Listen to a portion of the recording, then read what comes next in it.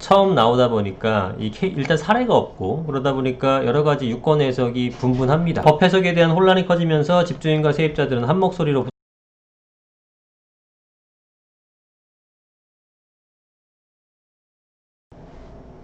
네, 안녕하세요. 반갑습니다. 이승훈 소장입니다. 자, 요즘에 임대차 관련된 내용이 많은데요. 임대차법에 대한 이 법률이 처음 나오다 보니까 일단 사례가 없고 그러다 보니까 여러 가지 유권 해석이 분분합니다. 정부와 법조계에서도 해석이 다르기 때문에 향후에 굉장히 시장 혼란이 있을 것 같은데 지금 어떤 내용들이 있는지 한번 살펴보도록 하겠습니다. 자, 일단은 가장 쟁점이 되는 부분들이 이제 새롭게 내가 실거주를 하려고 새롭게 집을 구입한 매수자인데 이랬을 때 기존의 세입자가 계약갱신 청구권을 쓰게 되면은 어떻게 되느냐라는 부분입니다. 실제로 이런 사례가 엄청나게 많은데 지금 그래프로 정리해서 본 것들을 한번 보며 살펴볼게요. 정부의 유권 해석이 뭐였냐면 임차인이 갱신 거절 사유가 없는 기존 임대인에게 그죠? 2+2니까 갱신 거절 사유가 없죠. 기존 임대인은 계약갱신 요구권을 행사했습니다.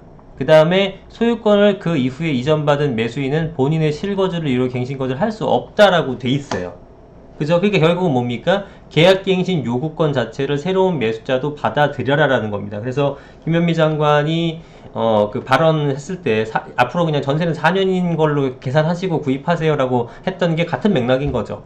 그런데 문제는 뭐냐면은 8월 4일날 7월 말 때 이제 막 이거에 관련된 내용이 있으면서 입주할 수 있는 사유를 정확하게 적시한 것 중에 하나가 뭐겠습니까? 내가 계약갱신 청구권을 거절할 수 있는 사유 중에 가장 큰 게 뭐였어요? 내가 실입주할 때는 거절할 수 있다였다는 말이에요. 그러니까 이거는 누가 해석하더라도 나는 들어가 살 거니까 저 전세 만기 다 돼가니까 내가 실입주 이러면서 샀단 말이에요. 근데 지금 그게 뭐냐면은 매수인이 매매 계약만 하고 임대차 만료 6개월에서 1개월 사이 소유권 이전되기 안 한 케이스. 자, 사례 1부터 볼게요. 매수인이 실거주 예정이며 임대차 만료 6개월보다 이전에 소유권 등기를 마쳤다. 이거는 논란의 여지가 없죠. 이 사람이 계약갱신 청구권 쓰기도 전에 미리 새롭게 주인이 바뀐 거죠. 실입주야. 그러면 이 사람은 계약갱신 청구권 쓸 수 있다 없다? 못 쓴다. 이건 뭐 문제가 없어요. 문제는 계약갱신 청구권이라는 것은 만기 6개월 전부터 사용할 수가 있는데 매수인은 실입주니까 내가 들어갈 수 있을 거라 판단하고 계약을 했어요. 그리고 계약 상태야. 오늘 중도금 줬어. 근데 지금 현재 세입자가 띡 전화가 왔어요. 현재 원주인한테 전화가 온 거겠죠? 나 계약갱신 청구권 쓸래요. 라고 했을 때 정부는 원 집주인한테 쓴 계약갱신 청구권을 새로운 매수자가 받아들여야 된다는 겁니다. 이게 등기일 기준이기 때문에 계약 상태에서는 넌 무조건 세입자 이 말을 받아들여야 된다는 거예요. 근데 이 사람들이 계약할 때 어떤 거였어요? 실입주자니까 당연히 당시에 그 분위기나 해석만 보고도 난 실입주니까 사도 돼 이렇게 샀단 말이에요. 근데 갑자기 이게 유권 해석이 나와버리니까 뒤집어져 버린 거죠. 입주하려고 샀는데 입주를 못하게 되는 형태가 돼버린 거죠. 근데 이에 대해서 법조계는 매수인이 계약갱신 청구권을 거부할 수 있다고 좀 해석을 합니다. 그죠? 네, 그 정부랑 이건 전혀 이제 상반된 내용이 돼버리는 거죠. 원 집주인 상태로 전세계약 갱신 청구할 수 있기 때문에 매수자가 받아들여라. 법조계에서는 매수인이 거부할 수 있다라고 얘기를 하는 거죠. 법조계에서 이런 해석을 내놓는 거는 아까 제가 말씀드렸던 것처럼 그 갱신 청구권의 거절 사유 중에 가장 큰 게 실입주란 말입니다. 그럼 이 매수인은 실입주자잖아요. 실입주자이기 때문에 이 사람이 계약갱신권을 썼던 쓰지 않았던 간에 그게 효력을 발생시킬 수 없다라고 해석하는 게 맞다라고 보는 거고 정부는 그렇지 않다라고 보는 거예요. 이거는 뭐 정확한 이제 향후에 또 여러 가지 사례를 통해서 조문화가 될 필요가 있을 것 같습니다. 굉장히 지금 뭐 팽팽하게 법리적 그 해석이 뭐라 그럴까요? 법리적 해석이 분분한 상태이기 때문에 이거 실제 사례는 이거 실제 임대인 임차인은 막 그 법률 공방이 일어나겠죠. 제가 제일 좀 안타깝고 우려스러운 게 법률은 필요하면 만드는 게 맞으나 이러한 뭐라 그럴까요? 사회적 합의가 이루어지지 않은 내용들, 그 다음에 법률적 해석이 완벽하지 않은 것들을 그냥 던져버리게 되면은 법안 만든 사람은 그냥 만들었다고 이거를 다 실제로 적용받고 고통받는 사람은 국민들이란 말이에요. 임대인, 임차인들 이거 적용받은 사람들이 막 서로 싸울 거 아닙니까? 원래 안 싸워도 될 사람들이.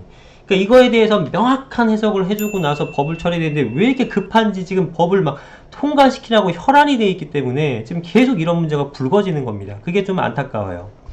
그리고 사례 세 번째를 보게 되면 임대차 만료 전 1개월 새 매수인이 세입자에게 매매 사실을 통보하지 않고 소유권을 맞췄어요. 그러니까 사실은 실제 법으로도 내가 매매했다라는 것을 세입자한테 꼭 알릴 필요는 없거든요.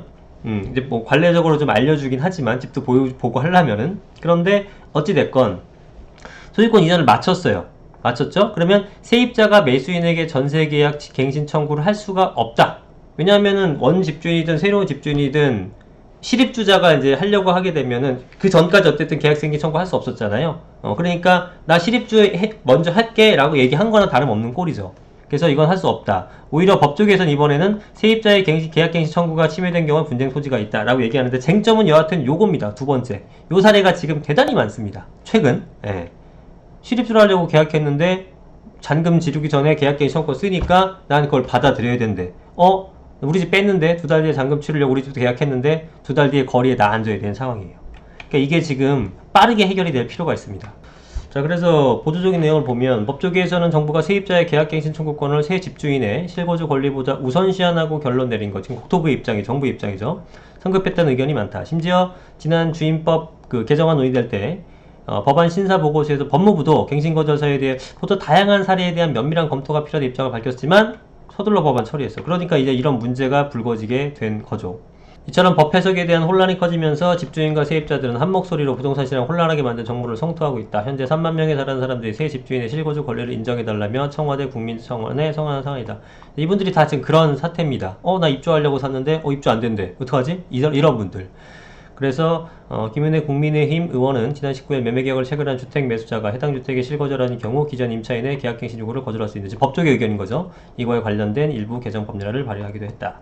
자, 이런 내용입니다. 그래서 어떻게 결론이 날지 좀 봐야 되는데, 좀 빠르게 나야지만 지금 이 사람 지금 뭐 현장에서 되게 많습니다. 진짜로 현장에서 세입자가 갑자기 이제 계약갱신 청구 쓴다고 해가지고, 왜냐면 7월, 이거 8월달 법이니까 7월달에 계약 쓰고 요즘 들어서 이제 잔금 치르는 것들도 많거든요. 그런 것들이 계약할 때는 아무런 문제가 없었어요. 그런데 잔금 치를 때 되니까 나 입주하려고 샀는데 안 나간다는데요. 뭐 내용 증명 보내고 좀 난리가 납니다. 이런 분들 어떻게 해야 될지 좀 걱정이 돼요. 빠른 처리를 좀 요청드리도록 하겠습니다. 네, 감사합니다.